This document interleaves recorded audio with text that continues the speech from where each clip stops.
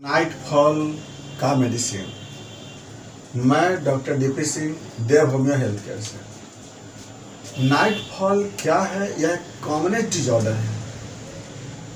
इसमें होने के कारण कई मेंटल इफेक्ट होते हैं, बॉडी में वीकनेस आता है, सेक्सुअल फंक्शन लॉस होते हैं और भी कई तरह की इसमें समस्या होती है। और प्लस इसका हम किस तरह से इलाज करते हैं, अब इस पर बात करते हैं। देखिए, सबसे पहला, जैसे आप जान रहे होंगे कि जो स्ट्रक्चर बना ये यूरिनरी ब्लैडर है, पेशाब की थैली, और ये रास्ता है पेशाब का।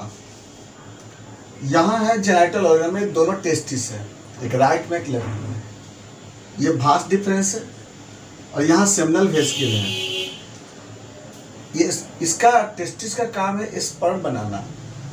एक दिन में लगभग एक टेस्टिस 4 करोड़ स्पर्म बनाता है। दोनों मिलाकर के 8 करोड़ से 10 करोड़ स्पर्म 24 घंटा में बनता है।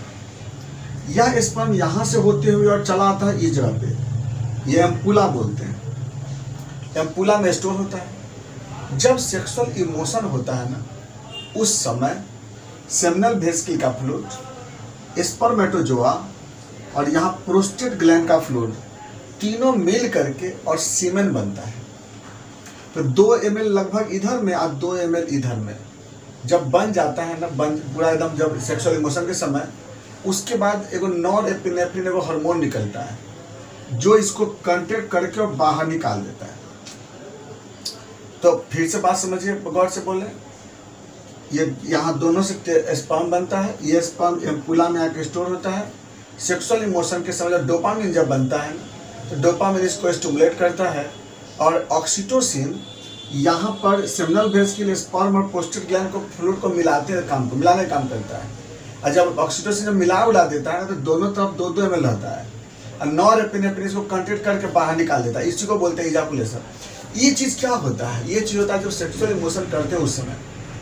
लेकिन नाइटफॉल में क्या होता है कि बिना इमोशन का अपने आप किसी कारण से ये जो सीमेन होता है वो यहाँ से बाहर निकल जाता है।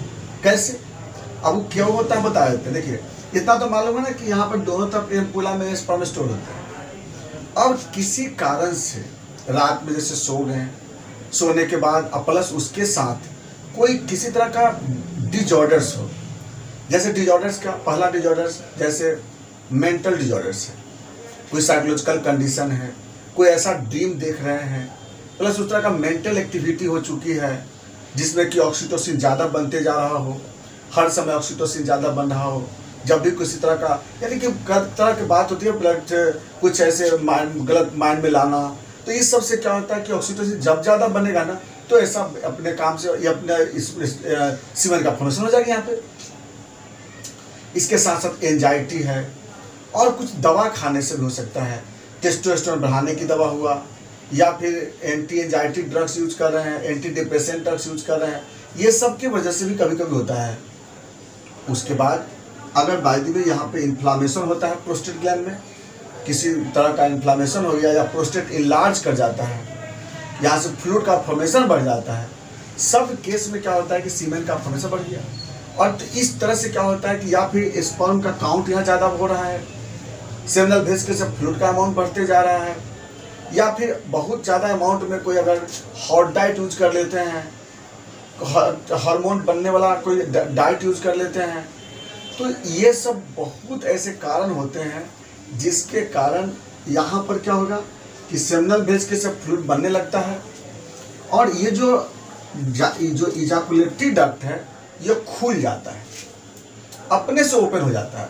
रात के समय हो गया ओपन, ऐसे ओपन तो होता नहीं है ये अपने से इजाकुलेटरी डक्ट ओपन हो जाता है और यहाँ से जो सीमेन है ना वह पेशाब के रास्ते से बाहर निकल जाता है। यही केस कहलाता है नाइटफॉल कहलाता है, जिसमें कभी कभी तो दिन में सोते समय भी हो सकता है। इनवॉल्यूंटरी सीमेन जो है कभी कभी स्टूल के समय ज़्यादा हार्ड स्टूल अगर कॉन्स्टिपेशन अगर है ना, और उस केस में अगर ज़्यादा जोर लगाते हैं तब भी उस केस में आपका सीमेन बाहर आ जाता है।